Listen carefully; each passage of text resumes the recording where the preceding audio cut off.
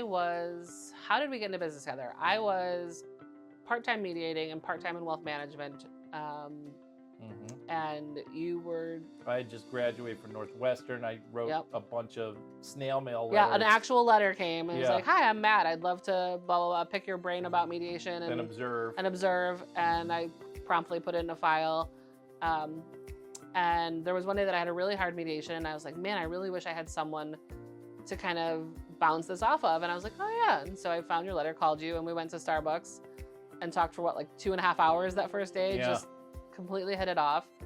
And that was the fall of 2019. Right.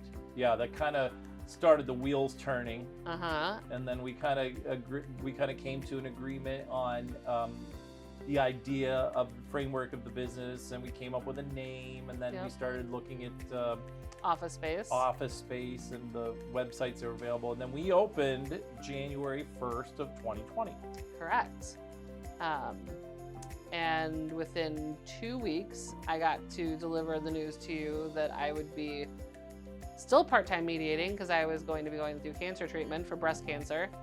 You went through the radiation and the chemo. And lost your hair. That you would also have a bald business partner, which if I was a male... Which you looked badass. I did. I looked way better than I thought I would have. Yeah.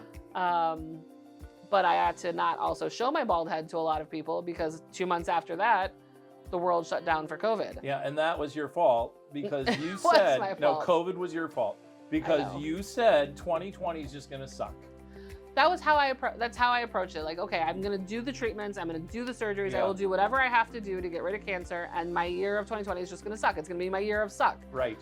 I just wasn't specific enough when I put it out in the world that it was just going to be my year of suck and that it wasn't going to suck for everyone. So and then I apologize. Were shut down. So you were out for cancer treatments. Yep. And then we were shut down for 3 months because of COVID.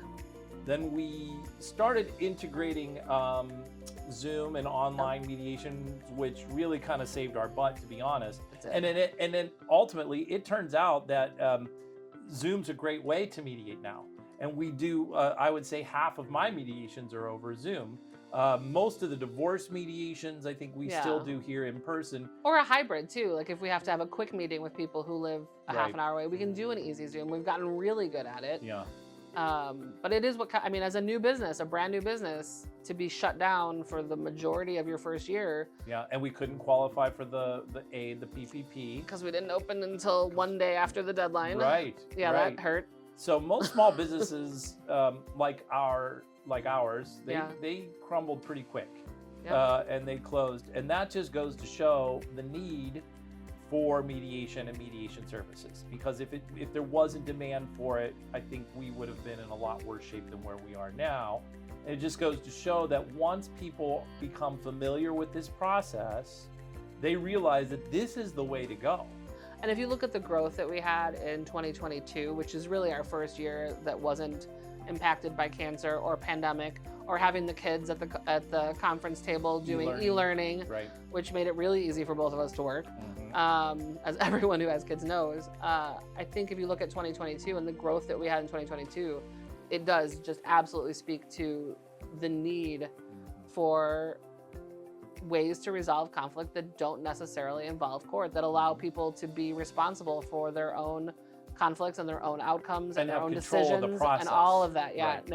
I think that's a big thing, is like controlling that process, right? And then now that the word is being spread about us and what we do, which is how we get a lot of our clients. We advertise. Yeah, I would say half of our clients are probably referrals from previous we clients. Advertise on Google, but a lot of it is word of mouth in certain employers or certain, social circles is where we get most of our referrals. And we've talked about how when people file for divorce, often they ask, like, does anybody know a good attorney? And we both said that we know that we are doing our job well, or we know that we're succeeding when people start saying, does anybody know a good mediator? Good divorce mediator. Yep. That'll be when we hit it. Yeah, when we hit it. When we hit it big. Yep, that's it.